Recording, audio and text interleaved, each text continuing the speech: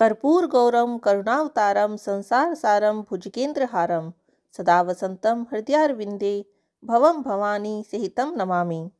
फाल्गुन मास शिव कथा में आज हम दूसरे ज्योतिर्लिंग मल्लिकार्जुन ज्योतिर्लिंग की कथा सुनेंगे।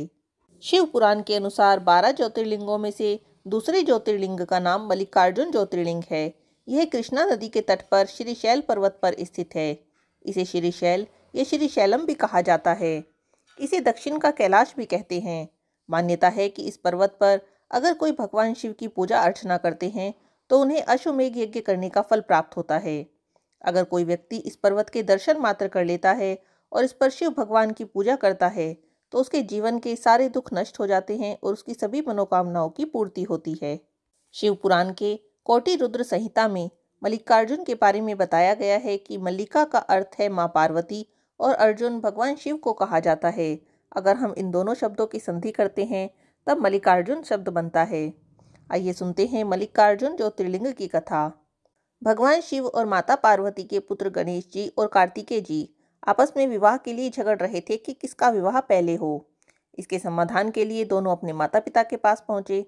झगड़े को निपटाने के लिए माता पार्वती ने अपने दोनों पुत्रों से कहा कि तुम दोनों में से जो कोई भी इस पृथ्वी की परिक्रमा करके पहले यहाँ आएगा उसी का विवाह पहले होगा।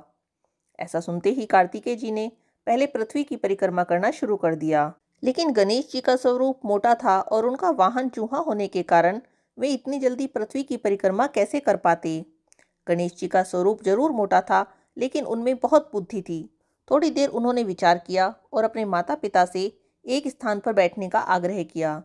फिर उन्होंने अपने माता पिता की 7 बार परिक्रमा की।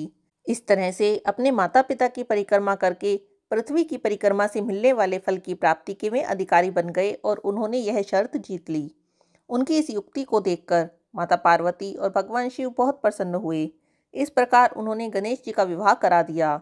बाद में जब कार्तिकेय जी पृथ्वी की परिक्रमा करके लौटे तो बहुत दुखी हुए क्योंकि गणेश जी का विवाह पहले करा दिया गया था। कार्तिकेय जी ने माता पिता के चरण छुए और वहां से चले गए। वे दुखी होकर क्रौंच पर्वत पर चले गए। जब इस बात का पता माता पार्वती और भगवान शिव को लगा तब उन्होंने नारद जी को कार्तिकेय जी को मनाने और घर वापस लाने के लिए भेजा। नारद जी क्रौंच पर्वत पर पहुंचे और कार्तिकेय जी को मनाने का बहुत प्रयत्न किया लेकिन कार्तिकेय जी नहीं माने और नारद जी निराश होकर माँ पार्वती और शिव जी के पास पहुंचे और सारा वृतांत कह सुनाया। ऐसा सुनकर माता बहुत दुखी हुई और पुत्र स्नेह के कारण स्वयं भगवान शिव के साथ क्रौंच पर्वत पर पहुंची। माता पिता के आगमन का पता चलते ही कार्तिकेय जी पहले से भी 12 कोस दूर यानी 36 किलोमीटर दूर चले गए। तभी शिव जी वहां पर ज्योतिर्लिंग के रूप में प्रकट हो गए। तभी से वह स्थान मल्लिकार्जुन ज्योतिर्लिंग के नाम से प्रसिद्ध हुआ। ऐसा भी कहा जाता है कि पुत्र स्नेह में माता पार्वती प्रत्येक पूर्णिमा को और भगवान शिव प्रत्येक अमावस्या को यहाँ आते हैं।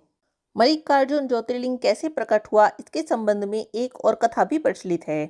ऐसा कहा जाता है कि क्रौंच पर्वत के निकट ही किसी चंद्रगुप्त नामक राजा की राजधानी थी। राजा की बेटी किसी समय संकट में फंस गई। समस्या के निवारण के लिए वह कन्या राजमहल छोड़कर पर्वत पर चली गई। वह पर्वत पर रहकर अपना जीवन यापन करने लगी। उसके पास एक बहुत सुंदर काले रंग की गाय थी। वह कन्या अपनी गाय को सबसे अधिक प्रेम करती थी और उसकी सेवा करती थी।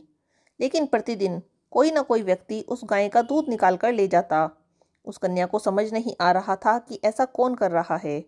एक दिन कन्या ने स्वयं अपनी आंखों से उस श्यामा गाय का दूध दूहते हुए किसी चोर को देखा। यह सब देखकर उस कन्या को बहुत क्रोध आया और गुस्से में वह गाय के समीप पहुंची। लेकिन वहां पर कोई चोर नहीं था।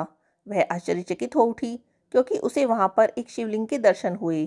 शिवलिंग के दर्शन करने से वह बहुत प्रसन्न हुई और उन्होंने उसी स्थान पर एक मंदिर बनाया। ऐसा कहा जाता है कि वही शिवलिंग आगे चलकर मल्लिकार्जुन ज्योतिर्लिंग के नाम से प्रसिद्ध हुआ।